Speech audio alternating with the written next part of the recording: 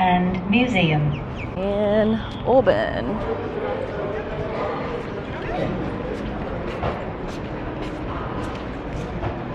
Let's go through a walk in the park just to ground us before we continue our travels.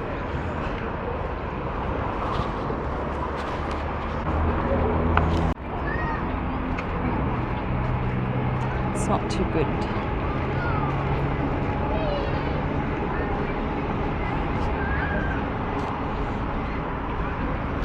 Someone's straight up sleeping on the ground.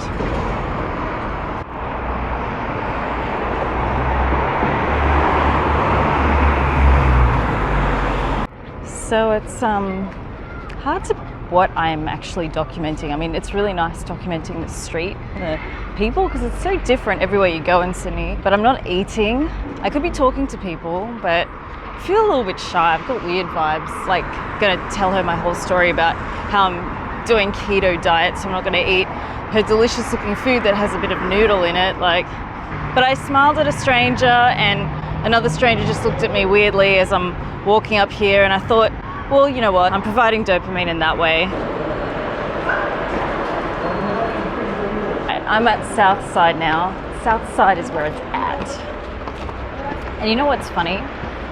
I really love seeing fully white people in these multicultural suburbs. Like I've seen two ginger people. Like gingers are undeniably white, you know, like they can't, you know, fade into the background. And they must feel like such outsiders, which is such a novelty to me, you know, like white, privileged, blah, blah, blah in Australia. And they'd be outsiders. That's cool. I like that. I like that vibe.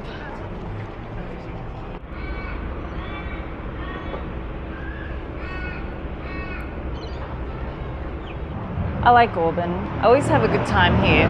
So many different cultures and so many different businesses reflecting those different cultures. I like that.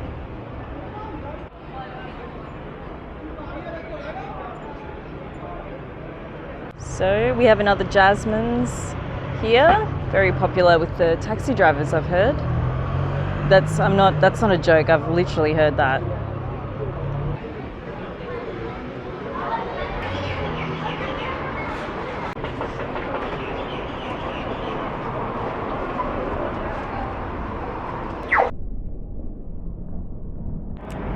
There's just so much. There's so much here. I have to come back. Like, I can't. This is so much.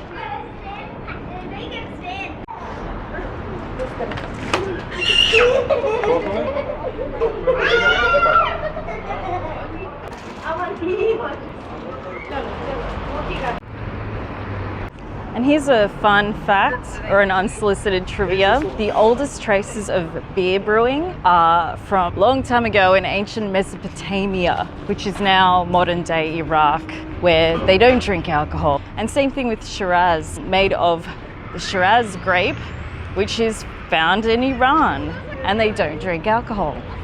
What a shame.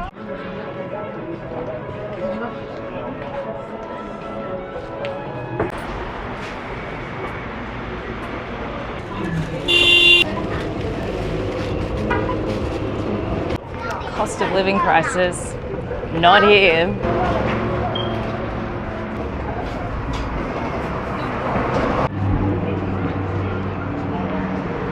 You see that? It's like a ginge. There's a ginge there.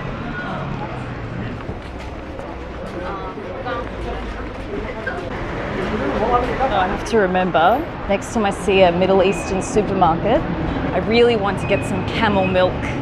It's meant to be a bit salty and rich in iron. Last time I had some camel milk, I got it from a place in Lakemba, but the milk was a bit sour. I'm not sure if that's how it's meant to taste, so I'm willing to give it one more go, and it tends to be pretty expensive. I paid like, this looks promising.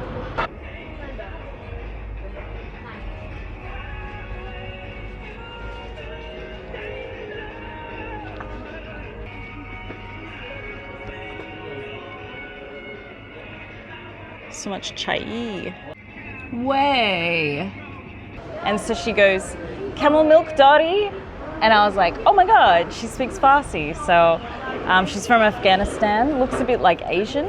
Yeah, and so we were just chatting about how neither of us know how to read and write Farsi. I wanted to avoid appearing ethnic, you know. Grew up in the Shire, but I'm not blaming the Shire for that. I mean, because we left before the Cronulla riots.